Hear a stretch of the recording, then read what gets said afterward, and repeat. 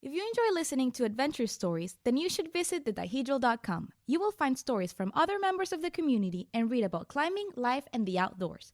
Follow us on Instagram, Facebook, and Twitter. Let's connect and climb on! Climb on! Roll! Hello! Good afternoon. Is it good afternoon? Yes, it is very good afternoon. My name's Gaia, and welcome to another episode of Climbing versus Culture. Today, we are here with our lovely people, Payson and Kate. Yay! And then Morgan should be joining sometime soon, we hope. Yeah. If not, she's here with us either way. She's definitely with Kate. Today, we're going to talk about mental health and climbing, or just physical activities in general, right?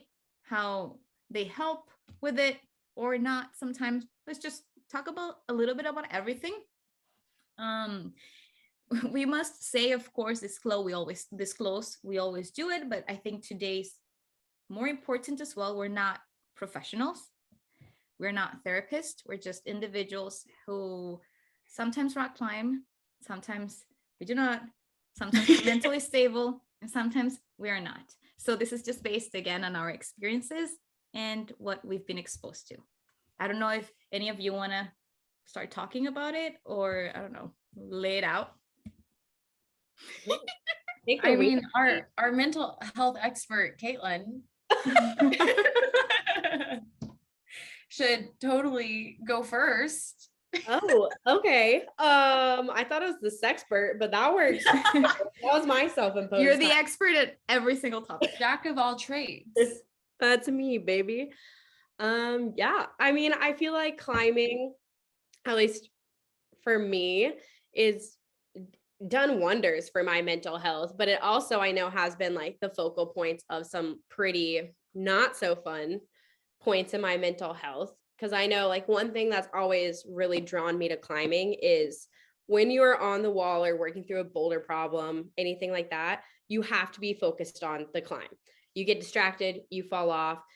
And so in ways where I have days of high anxiety or high stress, it's nice because without even having to, like, mentally prep, that part just kind of gets shut out and shut off for however long I'm in the gym that day. And it's awesome just to get that little like reset or just even pause from the stresses of everyday life in general. And that's, like I said, the biggest draw to climbing that I had. I started climbing, I was going through a lot of stuff at home. And it was just my little escape. But then at the same time, like, especially working in gyms, it's really easy to get caught up in, the drama and the gossip. And it can start to kind of feel like that what was a sanctuary is now kind of becoming a burden because of everything that surrounds it, since it is such a tight-knit community. And also with that, if you don't have a good climbing day, if you are coming out to project something, like I remember it was like a couple months ago, I was projecting this 12 for so long. And I just was getting so frustrated at myself because I could do all the moves and I was strong enough to do it, but it just wasn't clicking in my brain. It had me questioning, like, why am I even doing this? I'm not even a good climber, just kind of like almost like, in a sense, grade shaming myself. So it can definitely wear on your mental health as well, because it is such a challenging and demanding sport at the same time. When you mentioned that grade shaming, can you explain what it is for people that are not too familiar with that expression? Yeah. So, oh my gosh, hang on, let me let Waddles in. Maybe Payson, can you explain what grade shaming is in the meantime? Grade shaming is when you put all of your value and worth into a number, when really that's not what it's about. So if you are frustrated that you can only climb, like 5'10" or 5'9", and then the people around you are climbing harder than you and you are upset by that, you're falling into grade shaming. And I have a question. Grade shaming, do you think it happens more internally, or do you think it's also exacerbated by your environment? So would you have climbing partners or people in the community or around you that surround you that could engage in that, so make you feel bad because you're not climbing their same level? I It think could it's a be lot of directly or both. indirectly. I think it can be both, because I think especially if you are surrounded by people that are climbing harder than you definitely want to feel like you fit in and feel validated by thinking that you climb hard, by climbing a higher grade. But then also, I mean, I've definitely been guilty of it, especially if you see, I would say I'm guilty of it when the people are obnoxious. But if you are climbing in the gym, Wait, what do you mean guilty of it when the people are obnoxious? so okay, so here's an example. So if I'm climbing in the gym and there's someone new, but they're super loud, or maybe act like a know-it-all, or maybe you're like beta spraying or stuff like that, I'll look at Brian and I'll be like, oh my God, what? Like they climb like 5'8", like shut up, don't tell me what to do. Like stuff like that, where Yeah. sometimes you can feel like, maybe they're inexperienced if they don't climb a certain grade, which isn't always the case. But I mean, I feel like everyone's been guilty of it at some point. But when you say guilty of it, you just think about it, maybe express it to Brian, etc., or do you go and say it out loud so the person hears you? Well, I never say it so that the person hears you, but like Brian always knows exactly what I'm feeling because I always say it. Okay. So you engage in it, but internally mostly. So it's how you Yeah, I don't perceive the ever other want to hurt. person. You're not like you. Yeah, no, I never want to hurt anyone's feelings, but I feel like, everyone, maybe not everyone, maybe I'm a total asshole, but Even like I think it happened more when I started climbing and I thought I was just hot shit because I like came out the bat, like being freaking 14, 15, strong, didn't really have any of the fear that comes with the longer you climb and injuries that come with that, where I would definitely like in my head, never out loud, be like, oh, they can only do, a 10, or, oh, they only boulder, V2 or something. And I think in my head, I was like, oh, well, I'm obviously so much better than them and all of that. But then definitely, I think once you kind of realize how quickly you can get taken out of that mentality of, oh, I've now had bouldering falls. They're scary. I've been injured. This move scares me. Like to this day, ever since I took a gnarly bouldering fall at Inspire and ended up fracturing my elbow, like I won't do anything harder than a V2. And even then I'm like, no thanks. Like it definitely deters me away from it. So I think having that mindset now of understanding a bit how that happens, it's definitely made me a lot less, oh, they only climb V2. Like I'm like, nice, they climb V2. And also just remembering also we all have to start somewhere, and not everybody climbs for grades. right. People literally climb to hang out in the community. They climb just to get out their house. And so that was one of the big things for me. I was like, it doesn't matter if someone wants to keep climbing V2 and never improve or anything like that. Like whatever they're doing with climbing, that is their business. And I'm just here to help support it and make them feel welcomed, Yeah. And then question, because Love you did mention that when you rock climb, it helps you to get your head out of the other problems that you might be having outside of the gym.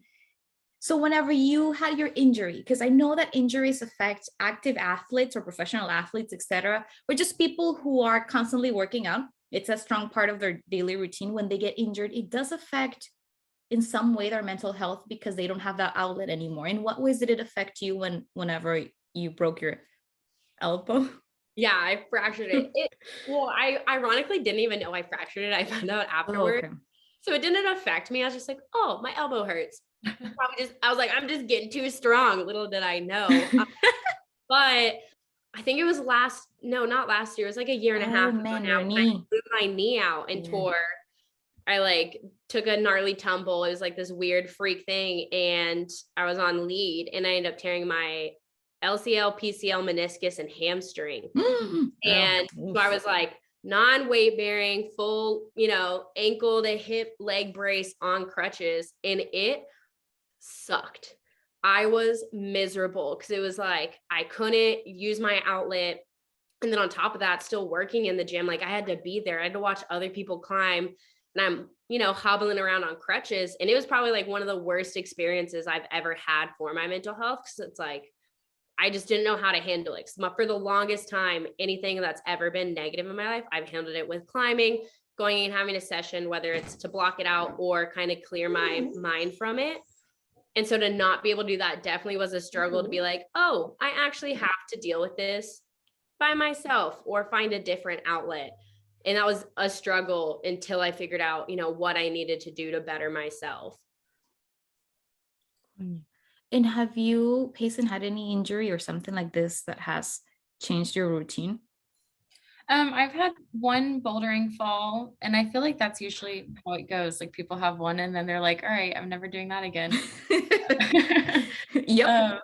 Yeah, but I just had an ankle sprain. Luckily, it was nothing really severe, but hurt enough that I had to sit out for a while, and scared me enough that I don't want to do it again. So, but when I was injured, luckily I was still able to come to the gym and hang out and stuff like that. So I would just socialize while injured, but it still sucked, and you definitely feel left out. A change in a routine is never fun. Yeah. Well, now that you mentioned that, because both you and Caitlin had somewhat of an injury bouldering, and now you're like, no, I'd rather just stay away. Does that give you a sense of like a newfound respect toward bouldering? Because there's like this, and I was gonna say unspoken, but it's very spoken of, like rivalry between sport climbing and bouldering. Yeah. But it seems like as sport climbers being injured, bouldering, do you respect it, or like what's your stance on it now after that experience? Bouldering's badass. Bouldering's the hardest thing I've ever done, and bouldering will humble you so fast. So when I see people bouldering super hard, I'm one, horrified, but two, I'm so impressed by what it looks like is fearlessness, and they'll just be at the last move, and sometimes they just throw for it and they either get it or they fall, and every time I'm like, oh God, here it goes, but like they don't care, like they just do it. It's wild. Yeah. Yes, I'm like, there it goes. That's an ankle. I'm seeing it, but they just, I don't know, but I feel like, I don't know, that bouldering community is like a different breed. Like they're just rough and tough and rowdy, man. Oh yeah. Yeah, you attest to that. Oh yeah, I mean, they're called the Boulder Bros for a reason. It's like Wait, you just always know what's there. What I thought Boulder Bros was kind of like a term for airheads in the community. I feel like it can kind of be used without the intention of offending, but it just seems like that's been used kind of like a slang to refer to that mentality. Oh, well, we have a boulderer that arrived. Hi, Morgan. She can maybe answer that question. Bouldering is dumb. Bouldering is dumb. Morgan has a shirt that says bouldering is dumb. See? I love that. Perfect timing. Morgan, we had the question because Kate or Payson, was it Kate that mentioned that boulders are called Boulder Bros because they're badass? And then my question is, I thought that Boulder Bros was a term for like airhead people in the climbing community or in the community. And again, I'm not trying to be offensive, it's just how I've heard it. So what do you have to say about that? I mean, I consider myself a Boulder Bro. Oh my God, sorry. These dogs are very happy to see. No, you're good. I consider myself a Boulder Bro, but I don't see it as like a bad term. I just see it as people who live and eat and breathe bouldering.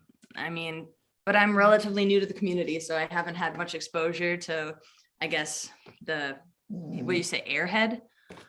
Well, yeah, that's how I've seen it portrayed, like social media and stuff like that. Again, this is just based on what I've seen. I'm sorry. I didn't say any. What are you talking about? What?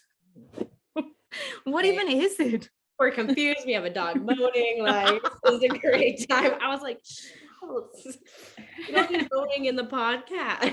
The clarification is, people, if you go through social media and you see this depiction of Boulder Bros and stuff, and you see it as something, as I just mentioned, no, you're wrong.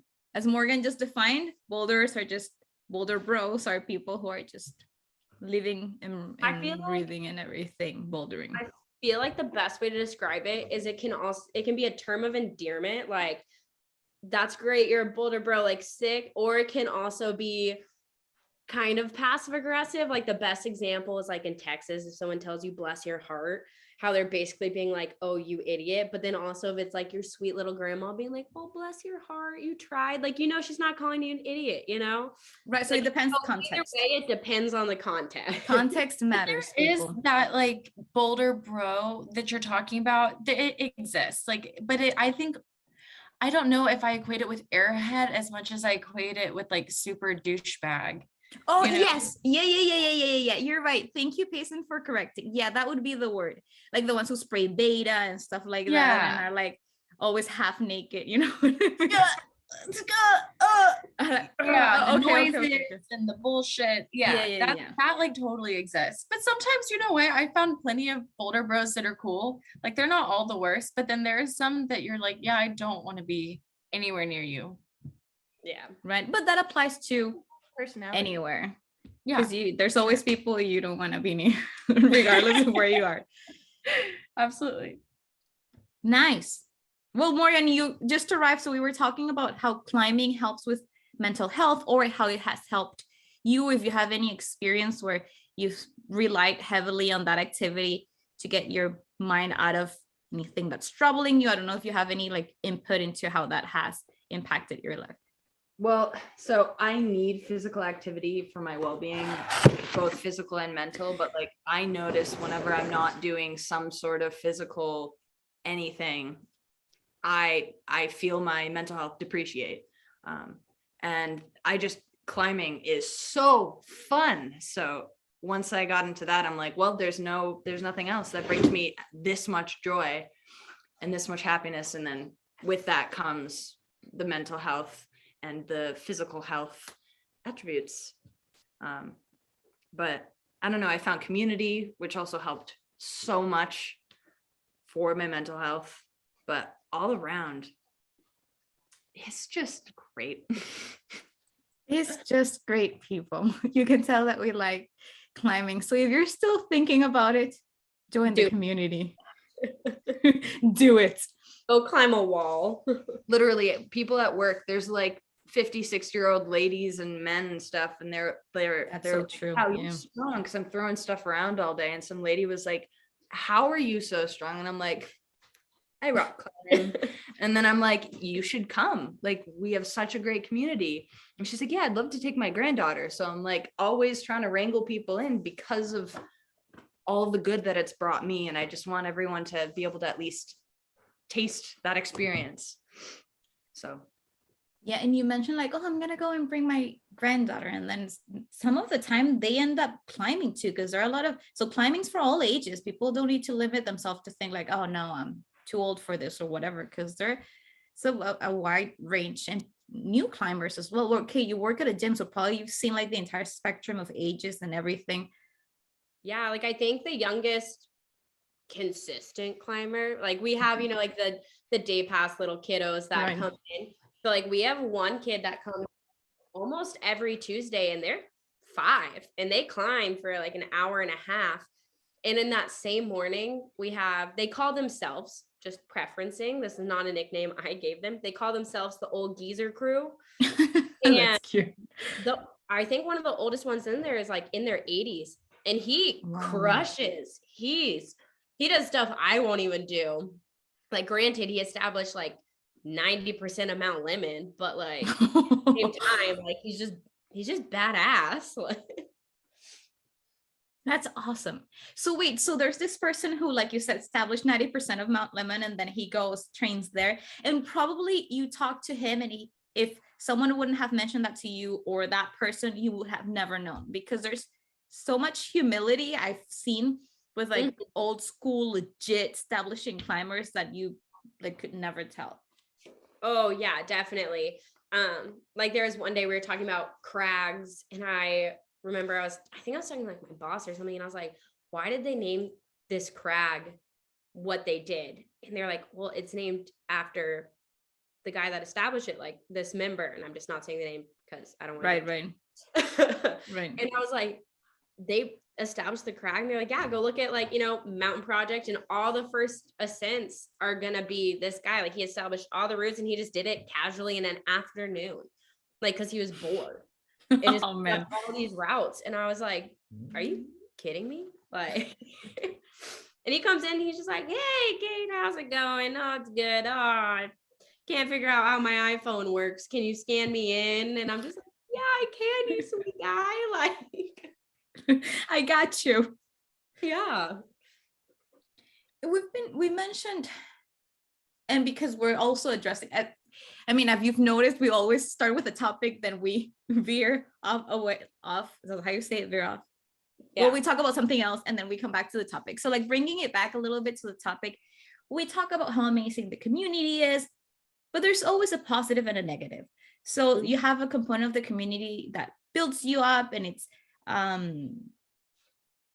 encouraging, but then you could also have a part of it where it's not that encouraging. Have you ever had an experience where you felt that you were not welcome, or where you instigated by someone else felt that your abilities were not enough? And if you did, how do you overcome that? I'm trying to think if there's any time I didn't feel, I like make myself included. You were like, move. Social butterfly. I'm just like, hello, I'm hanging out today. So I don't know if there's any in particular moments where I'm like, ooh, they don't want me here. I mean, there's always going to be like those few moments where you're like, oh, not the time to climb with so-and-so, or they're doing their own thing. But I feel like no matter what, there's always going to be somebody in the gym that's like you're roughly your same size or same skill level. Maybe you started climbing at the same time, that you're gonna in some way, whether it's long-term or short-term, compare yourself to in skill wise. Like I've always had that issue of being like, oh, I need to do what they're doing so that I can climb at that level, or if they're just a little bit better or anything like that. So I think there is always going to still be like that sense of comparison. And I don't think it's necessarily because you're looking down on yourself. I think it's just natural, like you're striving to be better. It's like a normal human thing to compare yourself to others. But I do think it can get frustrating when you're seeing that person improve and you're trying to do the same things they are. Maybe you're training together, something, and you're not improving at the same timeline they are. But it's important to remember, like, everybody improves at different rates. I could, like me and Morgan could train the exact same thing to the exact same style, but if I'm already, like if I already have better technique and we're working technique, shut up, then like Morgan's climbing might get better, but mine might stay the same because that's just not an area I need to focus in on.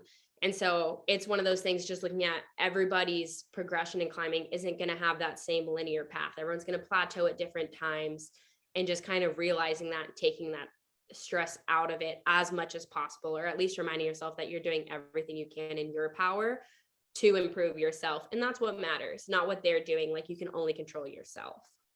Right.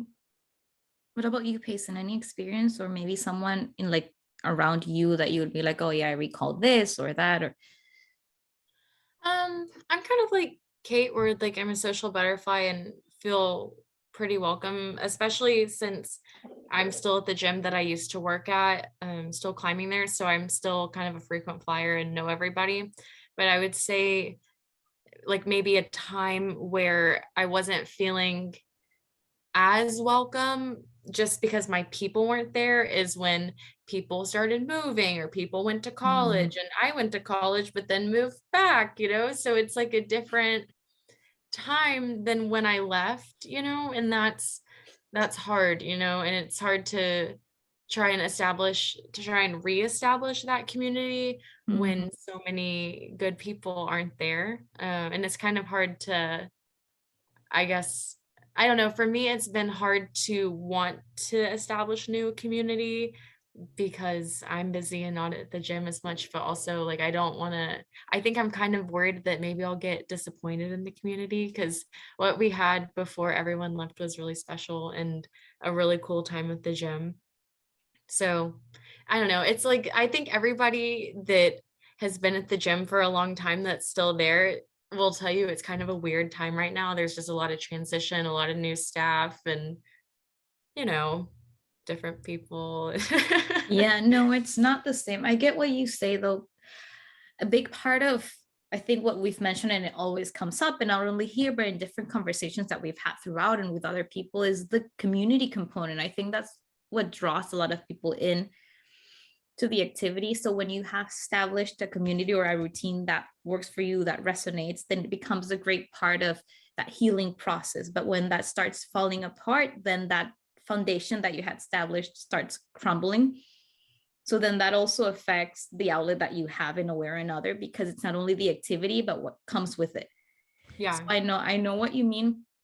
And even But sometimes it's like, yeah, I go will ahead. say that it's been cool seeing other people have the community that I used to have, like seeing That's it nice. through the other side.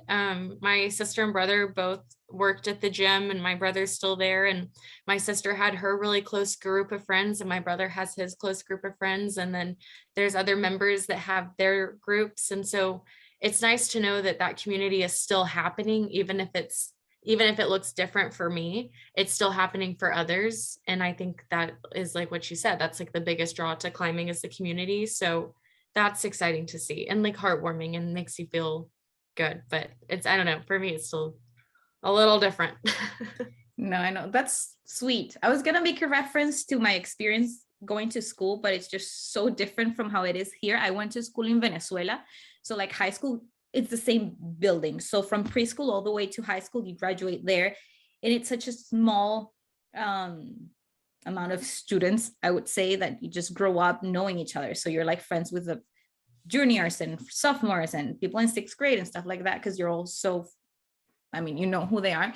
And it has that like sense of nostalgia too, because like what you're saying, so I graduated from high school, and then let's say like the class above us graduated, and then something changed. And then the ones above them also graduated, and something changed, because you all become so close. And then when we graduated, then we look back, and like the professors that were our professors are all dying and stuff like this. So it's like, oh my gosh, what we left, it's not there anymore as we experienced it. But then other people are creating their own stories, and they're laying their own mark and all stuff. I know exactly what you mean. That's wild. I think like going through, in my case, I never either had like a negative experience, thankfully. I think the closest to being uncomfortable, feeling that it was not an encouraging time while I was climbing, something similar to what like Kate mentioned happened to me, that sometimes you start climbing at the same time of someone else, or even later, but then your progress is a little bit quicker. In my case, it happened that I was the one who was progressing at a faster pace than someone else. And then the person made me feel bad about it. You know, like, oh, it's so like, I don't like it because you just started climbing and you're already doing like 5 10s and stuff like that. Whereas I've been climbing for so long, and it made me feel bad because it felt like it was my responsibility that this person was feeling the way they were feeling. And then in my brain, I had to like constantly remind myself, no, it's because I've done sports all my life. So maybe my body's a little bit more athletic or more flexible and things like this, when I didn't even have to justify myself because of how someone else was feeling. So that was strange. And also I was new at rock climbing. So I was just like, is the community like this? Is this gonna be like this forever? You're like, oh God, but it's not. No, it's not. Then after that, I think that person got over it, or maybe, I don't know, maybe the way that person got over it was because then they focused on their own strength, and then they focused on something else, and then they started developing a different activity within the community. So I think they found their own place, and I think maybe that's a good tool, because I think we all go through that. It's not the first time that I hear what you mentioned, that, oh, sometimes you compare yourself to another climber or any other person. So I think maybe a good tool would be, okay, who are you as an individual? Everyone's experience and journey is different. What can you excel at? And then focus your strengths on that, or learn from that person, or whatever. It's just that it varies. Yeah, like I feel like looking back at any negative experience I've had in the gym, 9 out of 10 times, it wasn't anything with the community or someone else, but it was literally like me and my own brain. Not like making up scenarios, because I'm definitely not one to be like, oh, you're crazy, haha. Like, we're all a little we all probably need a therapist consistently, and not even just us, everybody. Everybody can get some therapy, but like I feel like it's usually just like either me comparing or me struggling with myself in the sport. Like specifically when I started climbing, because I started when I was like 14 or 15, and you know, like I'm a female, bodies change at that time. And I had, like, let's call it as it is. And I'd always had, you know, like a really dainty, very like feminine figure. And then when I started climbing, I started putting on like muscle mass, which looking back at it now, I'm like, damn, I looked good. I was strong. Like you can see my muscles. But in that moment, I remember there was like one day I was like freaking out because I thought my body looked too masculine, or I felt really insecure and still am about my shoulders because it kind of developed my body to be more boxy in the upper half. And I remember just like feeling so bad about myself for that and like struggling with my body image within it. And like that was something I definitely wasn't expecting from climbing. Because when I started climbing, I remember being like, I'm going to get so strong. I'm going to get so swole. I'm going to look so good. And then when that finally started happening, I was like, oh, this isn't what I meant. You're like, never mind. Yeah, I was like, this changed a lot. Let's dial it back and all of that. Yeah, it's interesting that you mentioned that, because I think most of the time we are the ones who are constantly beating ourselves. Or like create the, not necessarily, it's not always like this, but it tends to, if there's an external situation, we get too in our brain. Mm-hmm. And I don't know, Morgan, have you experienced something like that? Yeah, quite often. I mean, like for me, like I'm pretty athletic across the board, so climbing came pretty easy to me. Across the board, people. She is. Wink, wink. I love you. I love you. But yeah, like whenever I have issues in the gym, it's literally 99% of the time just me versus me. Always. Like I started a new job, it's very physically demanding, and then I tried to go back climbing, and then I've just been kind of decreasing a little bit, like my plateau, and just dipping a little. But that was because I didn't have the strength. So it was like me coming to terms and like realizing that I need to just rest more. Like that is what I need. That is why I'm not progressing right now. I wasn't even plateauing. But it's just the me versus me game all the time. But yeah, for the most part,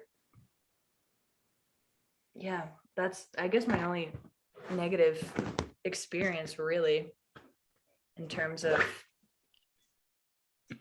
climbing. Yeah. When you mentioned that, I I like to watch K-dramas. So this is gonna be a K-drama reference.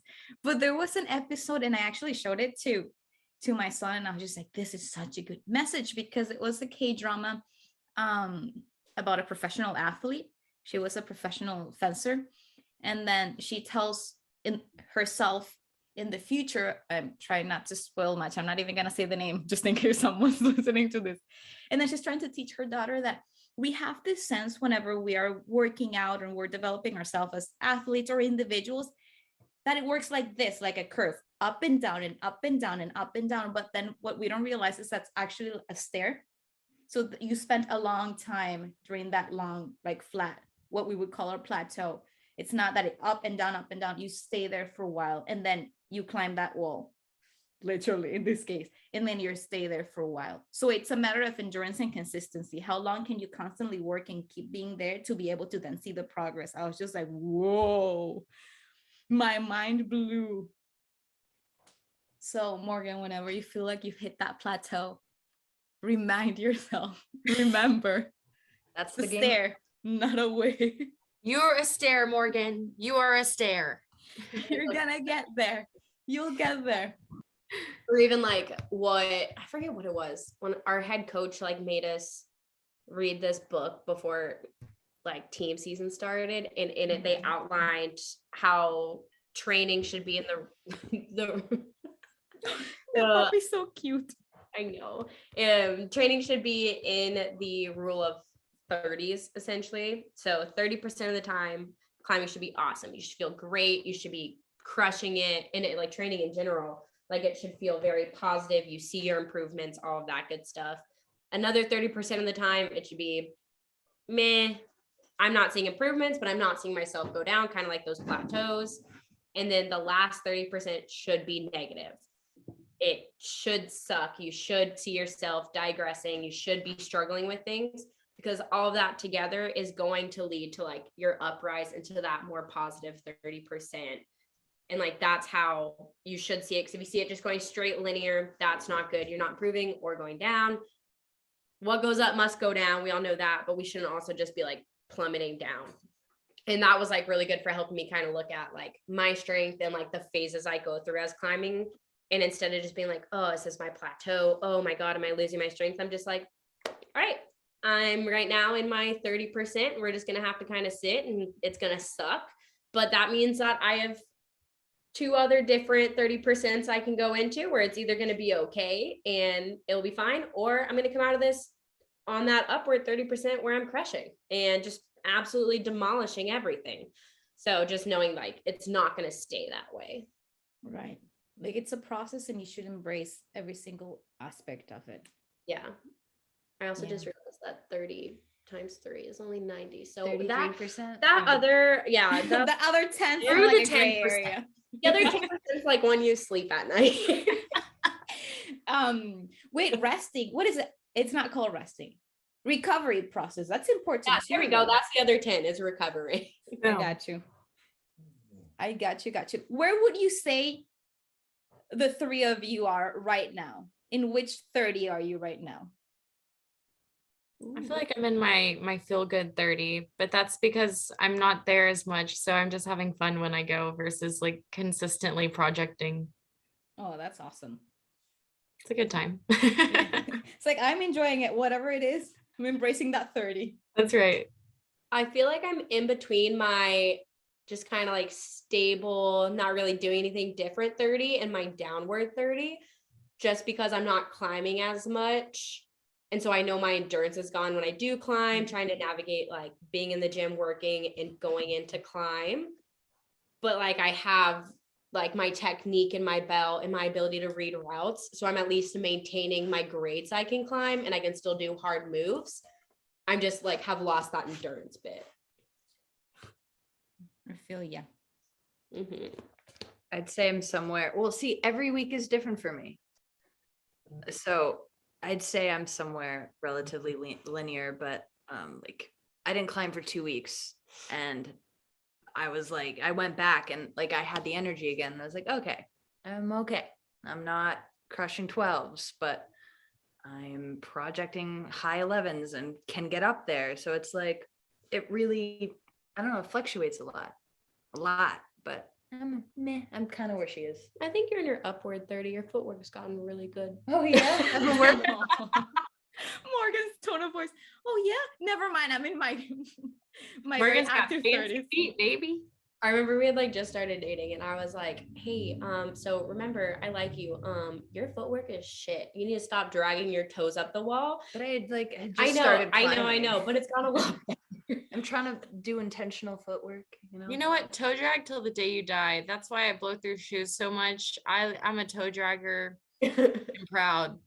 Our buddy Joe, the guy who I started climbing with, and they're like, to go back on the whole comparison thing, we're kind of at the same level, but he's a man, so he has more muscle, he has the body structure of a male, so like it's also, I've noticed like I've kind of, when seemingly since we've started, I've kind of just been teetering above him, but recently he's been going far more than I have, and he's surpassing me a bit.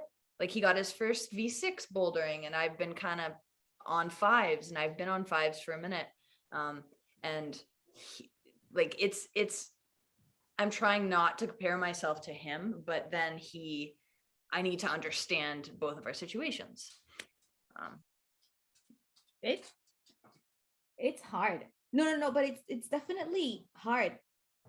it's hard not to compare yourself to someone who's at a similar level or with a similar background than you. It's just hard. And not only in climbing, just in any discipline. It happens to me with acting. Like I recently resumed acting after so many years. I was like in a long hiatus. And then I see other people that are my age that didn't stop. So we started working together back in the day. And then I took a long break and they continued. And I look at their trajectory and I'm like, man, the fuck. But then at the same time, I have to remind myself that their journey is completely different and their background's completely different and my reality is completely different. So I think it's like a constant mental game whenever you start feeling that, because sometimes it can get very dark. Like sometimes it's not you're comparing. Sometimes you start feeling like that burning thing inside, like that envy type of thing. And you're like, oh no, stop there. Because you, at least personally, I don't like that. I don't like how it feels. So I'm like, okay, let's stop it. Let me start thinking, no, okay, this person has a different background. I have this strength. I'm gonna do. So if you're ever going through that, it's okay.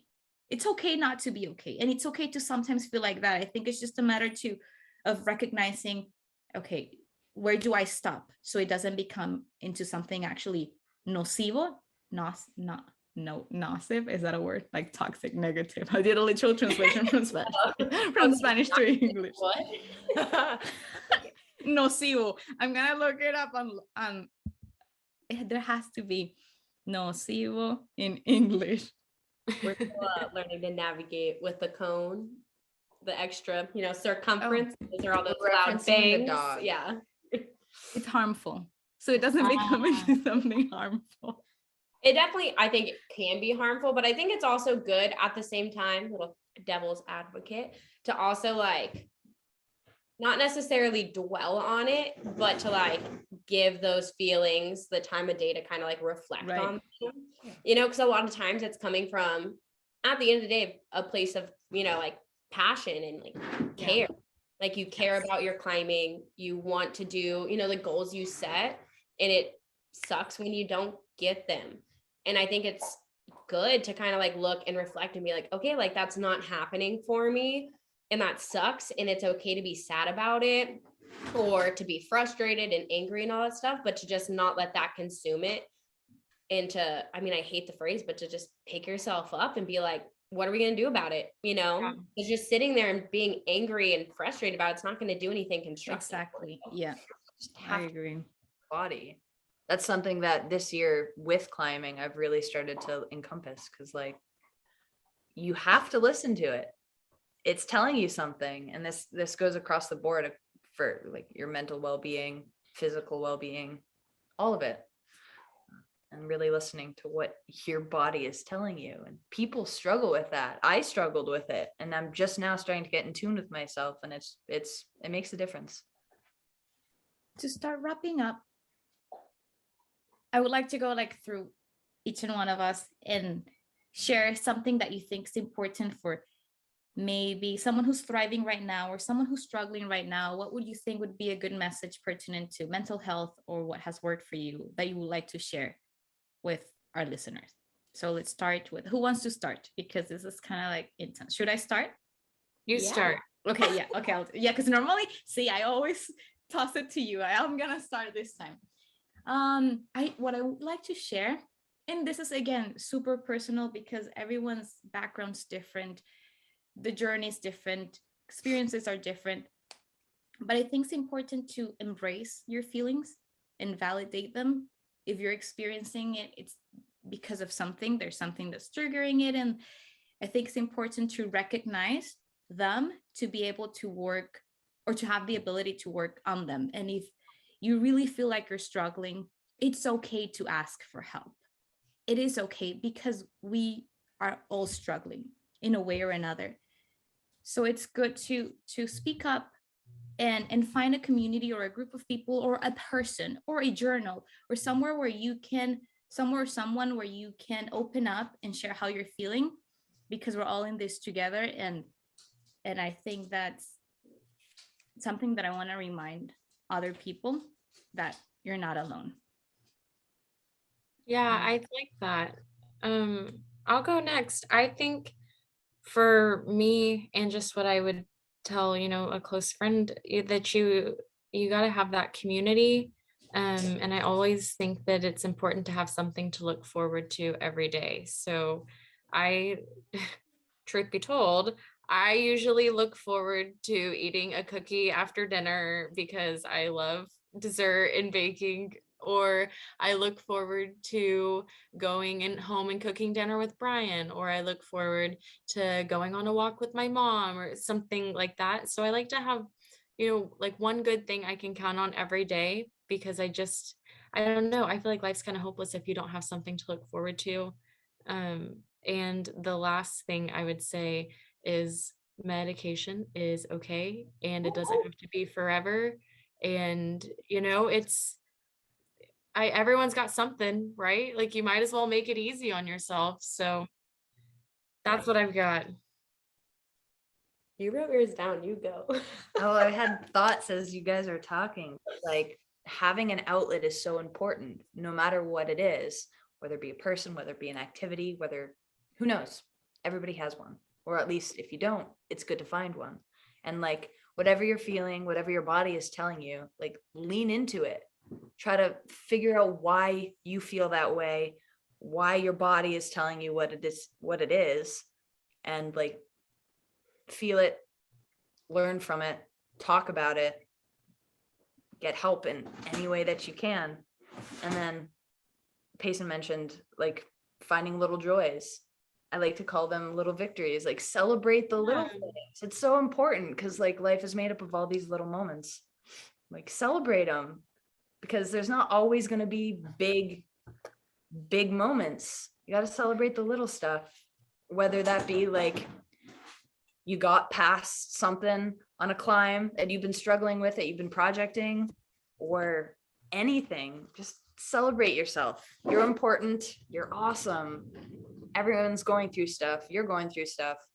You will get past it in some way, shape, or form, or at least you should attempt to get past it and better yourself in any way that you can. Morgan, I think I love you. So that's all. Kidding. I would happily share her with you,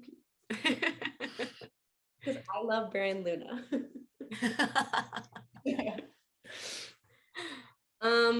I feel like for myself, my biggest what thing, I don't know, would be that it's okay if your goals that you originally set aren't the ones that you achieve. Like, things alter, life happens, feelings happens, events happen, whatever the case may be. And what you have thought for yourself, whatever your plan may be for yourself, whether it's in climbing or in life, like, it's okay for that to change. And for what you want it to look like can be different. And what really matters isn't what you have envisioned for the future. What matters is what you're doing in the present, because that's what you ultimately can control. And you don't need to get, caught up thinking about, oh, in 3 years, I'm going to do everything I can to send a 14, or in 3 years, I want to buy a house, whatever the case may be. Just focus in on the now and what you can do then, because that's going to give you a lot more answers than whatever you can for like future goals, because that's when you're going to miss opportunities that present themselves in just really great moments that if you don't see in the moment, you won't get a chance to see it all. Round of applause. Thank you everyone for sharing this with the listeners and with ourselves as well. It's important to hear these words and to know that we're all going through something, and that it's important to embrace every single moment, the good, the bad, the pretty, the ugly. So thank you so much for everything. And again, we are not therapists. We're just individuals who thrive and struggle. If you are also struggling, seek for help. Help is more than acceptable. It's welcome. It's okay. Medication, if needed, is okay. Therapy is okay. And everything under supervision and in a controlled environment, I would say, it's going to be helpful. Community is helpful. If you're struggling to find a community that works for you, do activities for yourself. That's helpful too. Reading, walking, writing. And thank you for everything, everyone. You are amazing. If you're listening to this, you are amazing. You're loved. You're accepted. Thank you for everything and have a great day. Bye.